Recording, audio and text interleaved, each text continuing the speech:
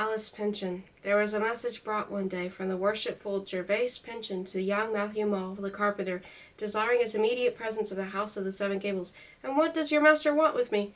said the carpenter to Mr. Pynchon's servant. "Does the house need any repair? Well, it may by this time, and no blame to my father who built it neither. I was reading the old colonel's tombstone no longer ago than last Sabbath, and reckoning from that date the house has stood 37 years. No wonder if there should be a job to do on the roof." "Don't know what he wants," answered Scipio. "The house is a good house, and old Colonel Pynchon thinks so too. Else why would the old man haunt it so, and frighten me as he does? Very well, friend Scipio. Let him know that I'm coming," said the carpenter with a laugh. "For a fair workman job he'll find me his man. And so the house is haunted, is it? It will take a tighter workman than I am to keep the spirits out of the Seven Gables. Even if the colonel would be quit," he added, muttering to himself, "my old grandfather the wizard will be pretty sure to stick to the Pynchons as long as their walls hold together." "What's that you mutter to yourself, Matthew Mall?" asked Scipio. "And why do you look that way at me?" "No matter," said the carpenter. "Do you think nobody is to look but yourself? Go tell your master I'm coming, and if you happen to see Mistress Alice, his daughter, give Matthew Mall's humble respects to her. She has brought a fair face from Italy, fair and gentle and proud, has that same Alice Pynchon." "He talks of Mistress Alice," cried Scipio, as he returned from his errand. "The low carpenter man, he has no business so much as to look at her a great way off." This young Matthew Mall, the carpenter, it must be observed, was a person little understood and not very generally liked in the town where he resided. Not that anything could be alleged against his integrity, or his skill and diligence in the handicraft which he exercised. The aversion, as it might justly be called, with which many persons regarded him, was partly a result of his own character and deportment, and partly an inheritance. He was the grandson of a former Matthew Mall, one of the early settlers of the town, and who had been a famous and terrible wizard in his day. The old reprobate was one of the sufferers when Cotton Mather and his brother ministers, and learned judges and other wise men, and Sir William Phipps, the sagacious governor, made such laudable efforts to weaken the great enemy of souls by sending a multitude of his adherents up the rocky pathway of Gallows Hill. Since those days, no doubt, it had grown to be suspected that, in the consequence of an unfortunate overdoing of a work praiseworthy in itself, the proceedings against the witches had proved far less acceptable to the beneficent father than to the very arch enemy whom they were intended to distress and utterly overwhelm. It is not the less certain, however, that awe and terror brooded over the memories of those who died for his horrible crime of witchcraft. Their graves in the crevices of the rocks were supposed to be incapable of retaining the occupants who had been so hastily thrust into them. Old Matthew Mall, especially, was known to have as little hesitation or difficulty in rising out of his grave as an ordinary man in getting out of bed, and was often seen at midnight as living people at noonday. This pestilent wizard, in whom his just punishment seemed to have wrought no matter of amends, had an inveterate habit of haunting a certain mansion stylized as the House of Seven Gables, against the owner of which he pretended to hold an unsettled claim for ground rent. The ghost, it appears, with a pertinacity which was one of his distinguishing characteristics while alive, insisted that he was the rightful proprietor of the site upon which the house stood. His terms were that either the aforesaid ground rent, from the day when the cellar began to be dug, should be paid down, or the mansion itself given up, else he, the ghostly creditor, would have his finger in all the affairs of the Pynchons, and make everything go wrong with them, though it should be 1,000 years after his death. It was a wild story, perhaps, but seemed not altogether so incredible to those who could remember what an inflexibly obstinate old fellow this wizard Mall had been. Now the wizard's grandson, the young Matthew Mall of their story, was popularly supposed to have inherited some of his ancestors' questionable traits. It is wonderful how many absurdities were promulgated in reference to the young man. He was fabled, for example, to have a strange power of getting into people's dreams and regulating matters there according to his own fancy, pretty much like the stage manager of a theater. There was a great deal of talk among the neighbors, particularly the petticoated ones, about what they called the witchcraft of Mall's eye. Some said that he could look into people's minds, others that by the marvelous power of this eye he could draw people into his own mind, or send them, if he pleased, to do errands in his own grandfather in the spiritual world. Others again, that it was what is termed an evil eye, and possessed the valuable faculty of blighting corn, drying children into mummies with the heartburn. But after all, what worked most to the young carpenter's disadvantage was first the reserve and sternness of his natural disposition, and next the fact of his not being a church communicant, and the suspicion of his holding heretical tenets in matters of religion and polity. After receiving Mr. Pinchin's message, the carpenter merely tarried to finish a small job which he happened to save in hand, and then took his way toward the house of Seven Gables. This noted edifice, though its style might be getting a little out of fashion, was still as respectable a family residence as that of any gentleman in town.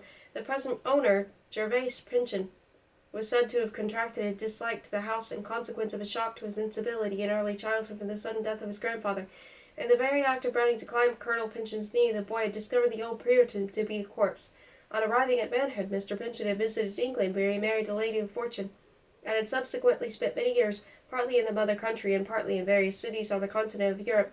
During this period, the family mansion had been consigned to the charge of a kinsman, who was allowed to make it his home for the time being in consideration of keeping the premises in thorough repair. So faithfully had this contract been fulfilled that now, as the carpenter approached the house, he practiced eye could detect nothing to criticize its condition. The peaks of the Seven Gables rose up sharply, the shingled roof looked thoroughly watertight, and the glittering plasterwork entirely covered the exterior walls and sparkled in the October sun, as if it had been newly only a week ago. The house had that pleasant aspect of life which is like the cheery expression of comfortable activity in the hue and countenance. You could see at once that there was a stir of large family within it. A huge load of oak wood was passing through the gateway toward the outbuildings in the rear. The fat cook, or probably it might have been the housekeeper, stood at the side door bargaining for some turkeys and poultry, which a countryman had brought for sale. Now and then a maidservant, neatly dressed, and now the shining sable face of a slave, might have been bustling across the windows in the lower part of the house and an open window of the room of the second story, hanging over some pots of beautiful and delicate flowers, exotics, but which had never known a more genial sunshine than that of the New England autumn, was the figure of a young lady, an exotic like the flowers, beautiful and delicate as they. Her presence imparted an indescribable grace and faint witchery on the whole edifice. At other respects, it was a substantial, jolly-looking mansion, and seemed to be fit to the residence of a patriarch who might establish his own headquarters in the front gable and assign one of the remainder to each of his 6 children, while the great chimney in the center should symbolize the old fellow's hospitable heart, which kept them all warm and made a great whole of the 7 smaller ones. There was a vertical sundial on the front gable, and as the carpenter passed beneath it, he looked up and noted the hour. 3 o'clock, said to himself. My father told me the dial was put up only an hour before the old colonel's death. How truly it has kept time in these 37 years past. The shadow creeps and creeps, and it is always looking over the shoulder of the sunshine. It might have befitted a craftsman like Matthew Mall, on being sent for to a gentleman's house, to go to the back door where servants and work people are usually admitted, or at least to the side entrance where the better class of tradesmen made application. But the carpenter had a great deal of pride and stiffness in his nature, and at the moment, moreover, his heart was bitter in the sense of hereditary wrong, because he considered the great Pinchin house to be standing on soil which should have been his own. On this very site, beside a spring of delicious water, his grandfather had felled the pine trees and built a cottage in which children had been born to him, and it was only from a dead man's stiffened fingers that Colonel Pinchin had wrested away the title deeds. So young Mall went straight to the principal entrance, beneath a portal of carved oak, and gave such a peal of the iron knocker that you would have imagined the stern old wizard himself to be standing at the threshold. Scipio answered the summons in a prodigious hurry, but showed the whites of his eyes in amazement on beholding only the carpenter. What a great man he be, this carpenter fellow, mumbled Scipio down his throat. Anybody would think he beat on the door with his biggest hammer. Here I am, said Mall sternly. Show me the way to your master's parlor. As he stepped into the house, a note of sweet melancholy music thrilled and vibrated along the passageway, and proceeding from one of the rooms above the stairs, it was the harpsichord which Alice Pinchin had brought from her beyond the sea. The fair Alice bestowed most of her maiden leisure between flowers and music, although the former were apt to droop, and the melodies were often sad. She was of foreign education, and could not take kindly to the New England modes of life, in which nothing beautiful had ever been developed. As Mr. Pinchin had been impatiently awaiting Mall's arrival, Scipio, of course, lost no time in ushering the carpenter into his master's presence. The room in which this gentleman sat was a parlor of moderate size, looking out upon the garden of the house, and having its windows partly shadowed by the foliage and fruit trees. It was Mr. Pinchin's peculiar apartment, and was provided with furniture in an elegant and costly style, principally from Paris, the floor, which was unusual at that day, being covered with a carpet so skilfully and richly wrought that it seemed to glow as with living flowers.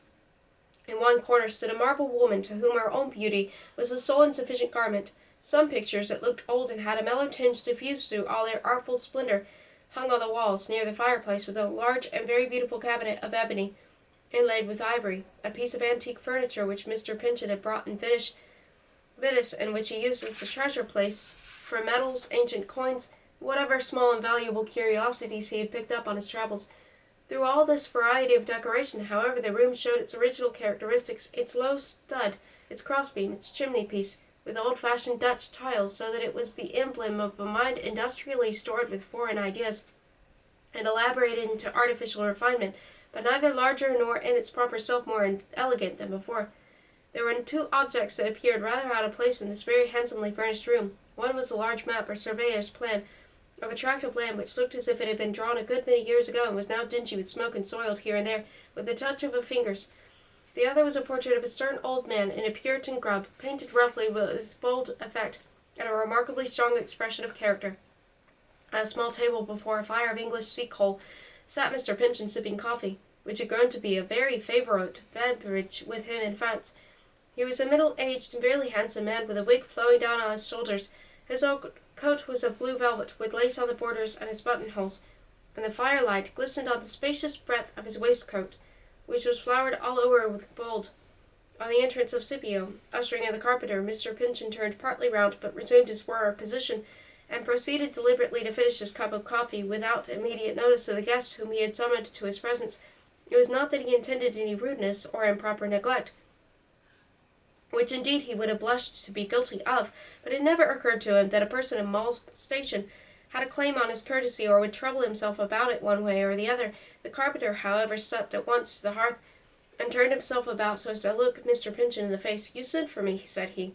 "Be pleased to explain your business, that I may go back to my own affairs." "Ah, excuse me," said Mr. Pinchin quietly. "I did not mean to tax your time without a recompense. Your name, I think, is Mall, Thomas or Matthew Mall, a son or grandson of the builder of this house?" "Matthew Mall," replied the carpenter, "son of him who built the house, grandson of the rightful proprietor of the soil." "I know the dispute to which you allude," observed Mr. Pinchin, with undisturbed equanimity. "I am well aware that my grandfather was compelled to resort to a suit at law in order to establish his claim to the foundation side of this edifice. We will not, if you please, renew the discussion. The matter is settled at the time by the competent authorities equitably, is to be presumed, and at all events irrevocably. Yet, singularly enough, there is an incidental reference to this very subject which I am now about to say to you. And this same inveterate grudge, excuse me, I mean no offense, this irritability which you have just shown, is not entirely aside from the matter. If you can find anything to your purpose, Mr. Pinchin," said the carpenter, "in a man's natural resentment for the wrongs done to his blood, you are welcome to it. I take you at your word, Mall." "Good man, Mall," said the owner at the Seven Gables with a smile, "and you will proceed to suggest a mode in which your hereditary resentments, justifiable or otherwise, may have had a bearing on my affairs. You have heard, I suppose, that the Pinchin family, ever since my grandfather's days, have been prosecuting a still unsettled claim to a very large extent of territory at the eastward." "Often," replied Mall, "and it is said that a smile came over his face very often from my father. This claim," continued Mr. Pinchin, after pausing a moment as if to consider what the carpenter's smile might mean, "appeared to be on the very verge of a settlement and full allowance at the very period of my grandfather's decease.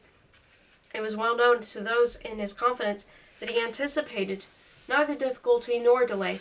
Now Colonel Pinchin, I need hardly say, was a practical man, well acquainted with public and private business, not at all the person to cherish ill-founded hopes or attempt the following out of an impracticable scheme.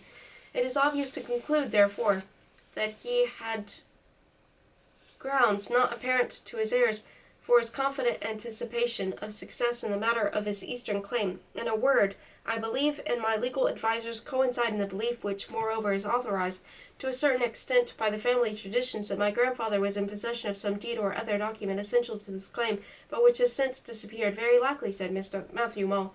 And again it is said, there was a dark smile on his face, "But what can a poor carpenter have to do with the grand affairs of the Pinchin family?" "Perhaps nothing," returned Mr. Pinchin. "Possibly much." Here ensued a great many words between Matthew Mall and the proprietor of the Seven Gables, on the subject which the latter had thus broached. It seems, although Mr. Pynchon had some hesitation in referring to the story so exceedingly absurd in their aspect, that the popular belief pointed to some mysterious connection and dependence existing between the family of the Maules and these vast unrealized possessions of the Pynchons. It was an ordinary saying that the old wizard, hanged though he was, had obtained the best end of the bargain in his contest with Colonel Pynchon, inasmuch as he had got possession of the great eastern claim in exchange for an acre or two of garden ground. A very aged woman, recently dead, had often used the metaphorical expression in her fireside talk that miles and miles of the Pynchon lands had been shovelled into Maule's grave, which, by the by, was but a very shallow nook between two rocks near the summit of the Gallows Hill. Again, when the lawyers were making inquiry for the missing document, it was a byword that it would never be found unless in the wizard's skeleton hand. So much weight had the shrewd lawyers assigned to the fables that Mr. Pynchon did not see fit to inform the carpenter of the fact they had secretly caused the wizard's grave to be searched. Nothing was discovered, however, except that unaccountably the right hand of the skeleton was gone. Now that unquestionably important a portion of these popular rumors could be traced, though rather doubtfully and indistinctly, to chance words and obscure hints of the executed wizard's son and the father of his present Matthew Maule, and here Mr. Pynchon could bring in an item of his own personal evidence into play. Though but a child at the time, he either remembered or fancied that Matthew's father had had some job to perform on the day before, or possibly the very morning of the colonel's decease. In the private room where the carpenter were at the moment talking, certain papers belonging to Colonel Pynchon and his grandson distinctly recollected had been spread out on the table. Matthew Maule understood the insinuated suspicion. "My father," he said, but still there was that dark smile, making a riddle of his countenance, "my father was an honester man than the bloody old colonel. Not to get his rights back again would have been carried off one of those papers." "I shall not bandy words with you," observed the foreign-bred Mr. Pynchon with haughty composure, "nor will it become me to resent any rudeness toward either my grandfather or myself. A gentleman, before seeking intercourse with a person of your station and habits, will first consider whether the urgency of the end may compensate for the disagreeableness of the means. It does so in the present instance." He then renewed the conversation and made great pecuniary offers to the carpenter in case the latter should give information leading to the discovery of the lost document and the consequent success of the eastern claim. For a long time Matthew Maule is said to have turned a cold ear to these propositions. At last, however, with a strange kind of laugh, he inquired whether Mr. Pynchon would make over to him the old wizard's homestead ground, together with the house of the Seven Gables now standing on it, in requital of the documentary evidence so urgently required. The wild chimney-corner legend, without copying all its extravagances, my narrative essentially follows. Here gives an account of some very strange behavior on the part of old Colonel Pynchon's portrait. This picture, it must be understood, was supposed to be so intimately connected with the fate of the house, so magically built into its walls, that if once it should be removed, that very instant the whole edifice would come thundering down in a heap of dusty ruin. All through the foregoing conversation between Mr. Pynchon and the carpenter, the portrait had been frowning, clenching its fist, and giving many such proofs of excessive discomposure, but without attracting the notice of either the two colloquists. And finally, at Matthew Maule's audacious suggestion of a transfer of the Seven Gables structure, the ghostly portrait is averred to have lost all patience and to have shown itself on the point of descending bodily from its frame. But such incredible incidents are merely to be mentioned aside. "Give up this house," exclaimed Mr. Pynchon in amazement at the proposal. "Were I to do so, my grandfather would not rest quiet in his grave. He never has, if all stories are true," remarked the carpenter composedly. "But that matter concerns his grandson more than it does Matthew Maule. I have no other terms to propose, impossible as he at first thought it to comply with Maule's conditions. Still, on the second glance, Mr. Pynchon was of an opinion that they might at least be made matter of discussion. He himself had no personal attachment for the house, nor any pleasant associations connected with his childish residence in it. On the contrary, after 37 years, the presence of his dead grandfather seemed still to pervade it, as on that morning when the affrighted boy had beheld him, with so ghastly an aspect, stiffening in his chair. His long abode in foreign parts, moreover, and familiarity with many of the castles and ancestral halls of England, and the marble palaces of the Italy, had caused him to look continuously at the house of the Seven Gables, whether in point of splendor or convenience. It was a mansion exceedingly inadequate to the style of living which it would be incumbent on Mr. Pynchon to support after realizing his territorial rights. His steward might deign to occupy it, but never certainly the great landed proprietor himself. In the event of success, indeed, it was his purpose to return to England, nor, to say the truth, would he recently have quitted that more congenial home, had not his own fortune, as well as his deceased wife's, begun to give symptoms of exhaustion. The Eastern claim once fairly settled, and put upon the firm basis of actual possession, Mr. Pynchon's property, to be measured by miles, not acres, would be worth an earldom, and would reasonably entitle him to solicit or enable him to purchase that elevated dignity from the British monarch, Lord Pynchon, or the Earl of Waldo. How could such a magnate be expected to contract his grandeur within the pitiful compass of a 7-shingled Gables? In short, on an enlarged view of the business, the carpenter's terms appeared so ridiculously easy that Mr. Pynchon could scarcely forbear laughing at his face. He was quite ashamed, after foregoing reflections, to propose any diminution of so moderate a recompense for the immense service to be rendered. "I consent to your proposition, Wall," cried he. "Put me in possession of the document essential to establish my rights in the house of the 7 Gables is your own." According to some versions of the story, a regular contract to the above effect was drawn up by the lawyer and signed and sealed in the presence of witnesses. Others say that Matthew Mall was contented with a private written agreement in which Mr. Pynchon pledged his honor and integrity to the fulfillment of the terms concluded upon. The gentleman then ordered wine, which he and the carpenter drank together, in confirmation of the bargain. During the whole preceding discussion and subsequent formalities, old Puritan's portrait seems to have persisted in his shadowy gestures of disapproval, but without effect, except that as Mr. Pynchon set down the emptied glass, he thought he beheld his grandfather's frown. "This sherry's too potent a wine for me. It has affected my brain already," he observed, after a somewhat startled look at the picture. "On returning to Europe, I shall confine myself to the more delicate vintages of Italy and France, the best of which will not bear transportation. My Lord Pynchon may drink what wine he will, and wherever he pleases," replied the carpenter, as if he had been privy to Mr. Pynchon's ambitious projects. "But first, sir, if you desire tidings of this lost document, I must crave the favor of a little talk with your fair daughter Alice." "You are mad, Ball," exclaimed Mr. Pynchon haughtily, and now at last there was anger mixed up with his pride. "What can my daughter have to do with a business like this?" Indeed, at his new demand on the carpenter's part, the proprietor of the 7 Gables was even more thunderstruck than at the cool proposition to surrender his house.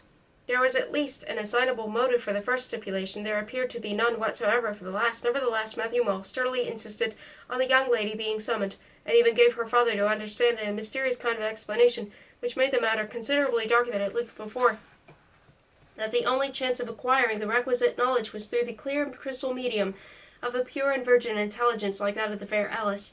Not to encumber our story with Mr. Pynchon's scruples, whether our conscious pride or fatherly affection, he at length ordered his daughter to be called.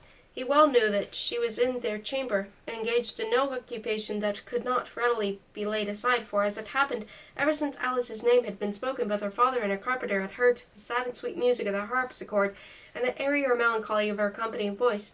So Alice Pynchon was summoned and appeared. A portrait of this young lady, painted by a Venetian artist and left by her father in England, is said to have fallen into the hands of the present Duke of Devonshire, and now to be preserved in Chatsworth, not on account of any associations with the original, but for its value as a picture and the high character of beauty in the countenance. If ever there was a lady born and set apart the world's vulgar mass by a certain gentle and cold stateliness, it was this very Alice Pynchon.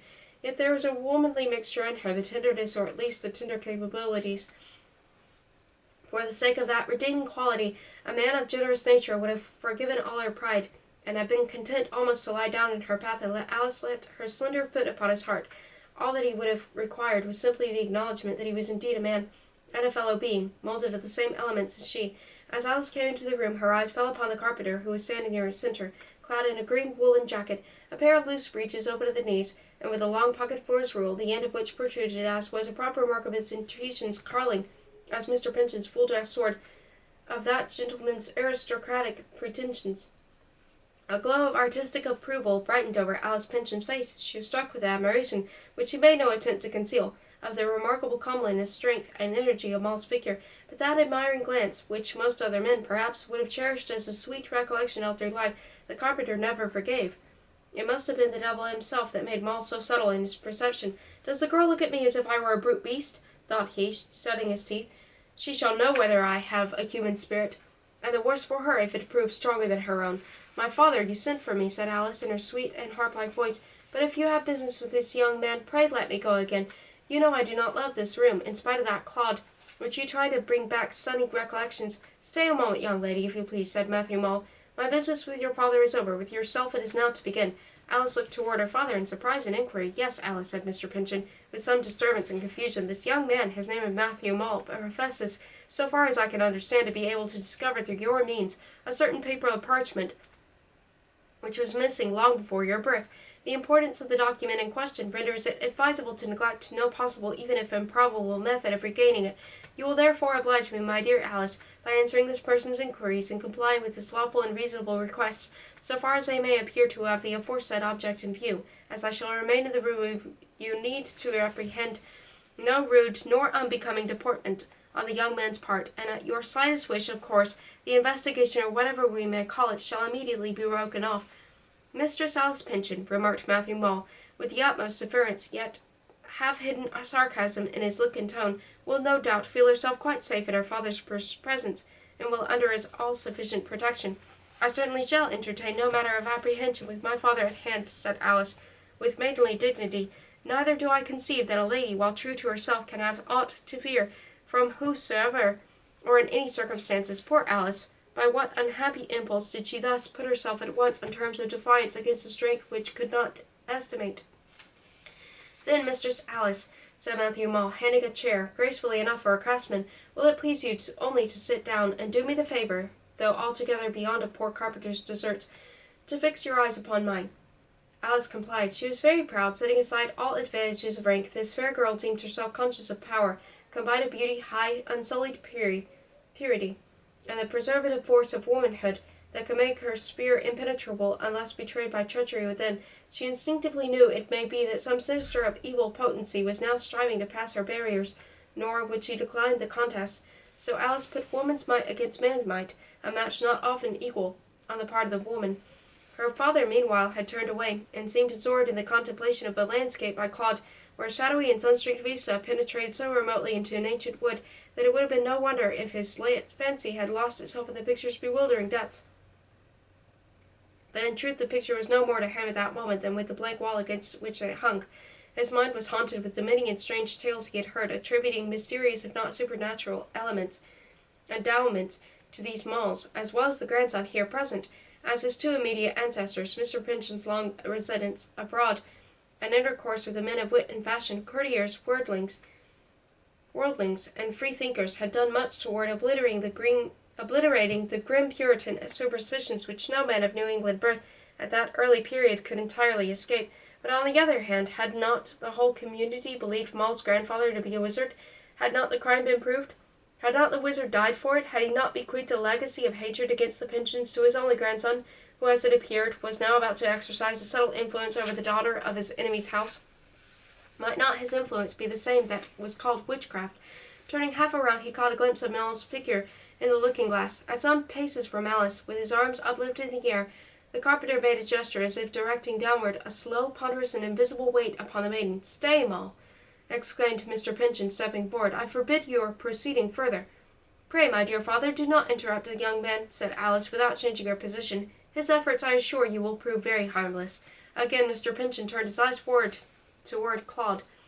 It was then that his daughter's will, in opposition to his own, that the experiment should be fully tried. Henceforth, therefore, did he consent, not urge it. And was it not for her sake, far more than his own, that he desired its success? That lost parchment, once restored, the beautiful Alice Pinchen, with the rich dowry which he could then bestow, might wed an English duke, or a German reigning prince, instead of some New England clergyman or a lawyer. At the thought, the ambitious father almost consented in his heart that, if the devil's power were needed to accomplishment of this great object, Moll might evoke him. Alice's own purity would be her safeguard. With his mind full of imaginary magnificence, Mr. Pinchen heard a half-uttered exclamation from his daughter. It was very faint and low, so indistinct that there seemed but half a will to shape out the words, and too undefined a purport to be intelligible, yet it was a call for help. His conscience never doubted it, and little more than a whisper to his ear. It was a dismal shriek, and long re-echoed so, in the region round his heart, but this time the father did not turn. Another further interval, Moll spoke. "Behold your daughter," said he. Mr. Pinchen came hastily forward. The carpenter was standing erect in front of Alice's chair, and pointing his finger toward the maiden with an expression of triumphant power, the limits of which could not be defined, as indeed its scope stretched vaguely toward the unseen and infinite. Alice sat in an attitude of profound repose, with the long brown lashes drooping over her eyes. "There she is," said the carpenter, "so speak to her." "Alice, my daughter!" exclaimed Mr. Pinchen. "My own Alice." She did not stir. "Louder," said Moll, smiling. "Alice, awake!" cried her father. "It troubles me to see you thus. Awake!" He spoke loudly with terror in his voice, and close to that delicate ear which had always been so sensitive to every discord. But the sound evidently reached her not. It is indescribable what sense of remote, dim, unattainable distance betwixt himself and Alice was impressed on the father by his impossibility of reaching her with his voice. "Best touch her," said Matthew Mole. "Shake the girl, and roughly too. My hands are hardened with too much use of axe, saw, and plane. Else I might help you." My Pinchen took her hand, pressed it with the earnest to his startled emotion. He kissed her with so great a heart-throb in the kiss that he thought she must needs feel it.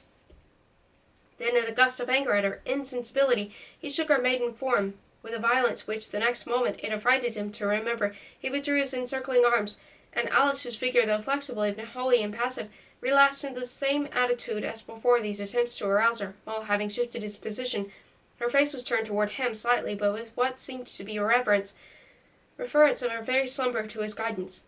Then it was a strange sight to behold how the man of conventionalities shook the powder of his periwig, how the reserved and stately gentleman forgot his dignity, how the gold-embroidered waistcoat flickered and glistened in the firelight, with a convulsion of rage, terror, and sorrow in the human heart that was beating under it.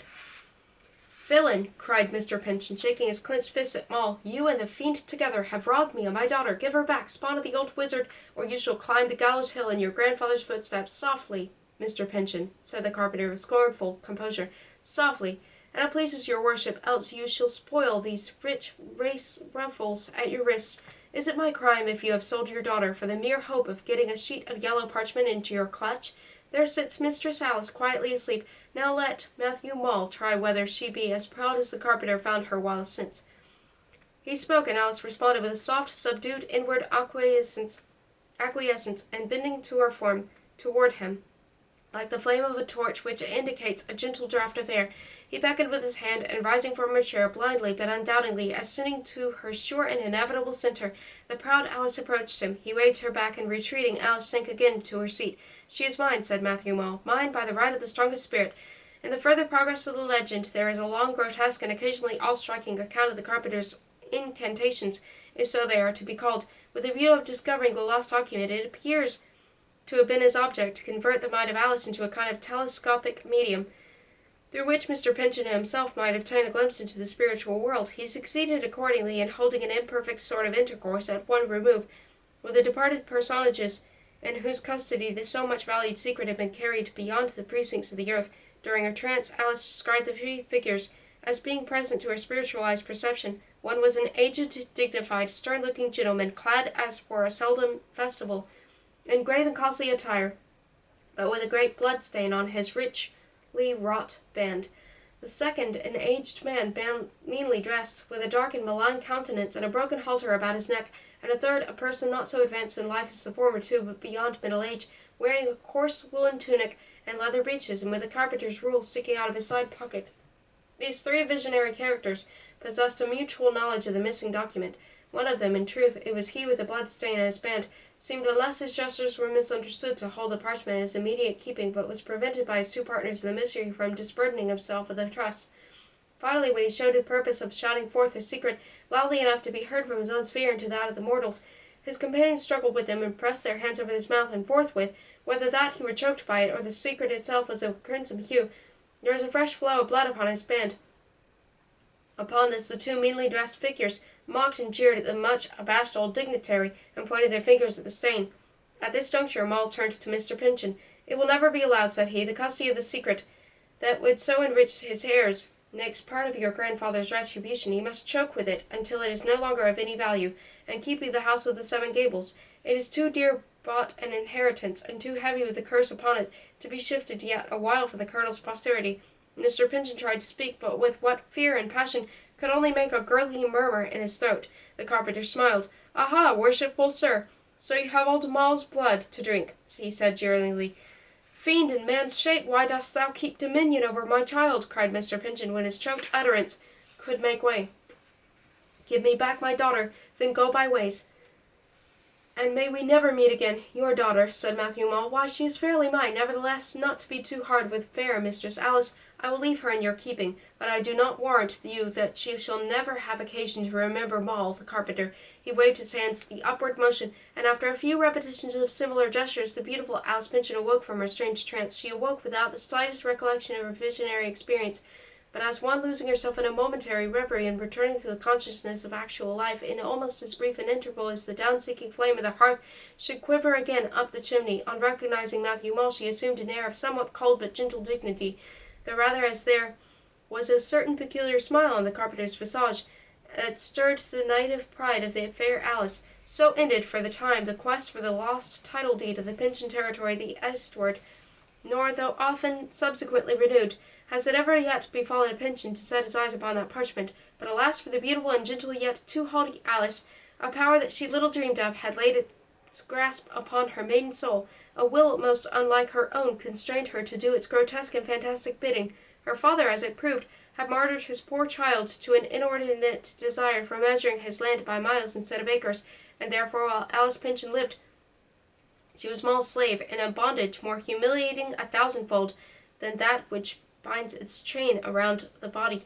Seated by his humble fireside, Moll had but to wave his hand, and wherever the proud lady chanced to be, whether in her chamber or entertaining her father's stately guests, or worshipping at church, whatever her place or occupation, her spirit passed from beneath her own control and bowed itself to Moll. Alice, laugh, the carpenter beside his hearth would say, or perhaps intensely will it, without a spoken word, and even if it were prayer time, or at a funeral, Alice must break into wild laughter. Alice be sad, and at that instant down would come her tears, quenching all the mirth of those around her like sudden rain upon a bonfire. Alice dance, and dance she would, not in such court-like measure as she had learned abroad, but some high-paced jig, or a hop-skip rigadoon, befitting of the brisk lasses at a rustic merry-making. It seemed to be Moll's impulse not to ruin Alice, nor to visit her with any black or gigantic mischief, which would have crowned her sorrows with the grace of tragedy, but to wreak a low and generous scorn upon her. Thus all the dignity of life was lost. She felt herself too much abased, and longed to change natures with some worm. One evening at a bridal party, but not her own, for lost of self-control she would have deemed it sin to marry, poor Alice was beckoned forth by her unseen despot, unconstrained in her gossamer white dress and satin slippers, to hasten along the street to the mean dwelling of a labouring man. There was laughter and good cheer within, for Matthew Mole that night was to wed the labourer's daughter, and had summoned proud Alice Pinchin to wait upon his bride. And so she did, and with the twain were one. Alice awoke out of her enchanted sleep, yet no longer proud, humbly, and with a smile all steeped in sadness. She kissed Moll's wife, and went her way. It was an inclement night. The south-west wind drove the mingled snow and rain into her thinly sheltered bosom. Her satin slippers were wet through and through, and as she trod the muddy sidewalks, the next day a cold, soon a settled cough, anon a hectic cheek, a wasted form that sat beside the harpsichord and filled the house with music in which a strain of the heavenly choristers was echoed. Oh joy, for Alice had borne her last humiliation. Oh greater joy, for Alice was penitent of her one earthly sin, and proud no more. The Pinchins made a great funeral for Alice. The kith and kin were there, and the whole respectability of the town besides, but at last of the procession came Matthew Mole, gnashing his teeth, if he would have bitten his own heart in twain, the darkest and woefulest man that ever walked behind a corpse. He meant to humble Alice, not to kill her, but he had taken a woman's delicate soul into his rude gripe to play with, and she was dead.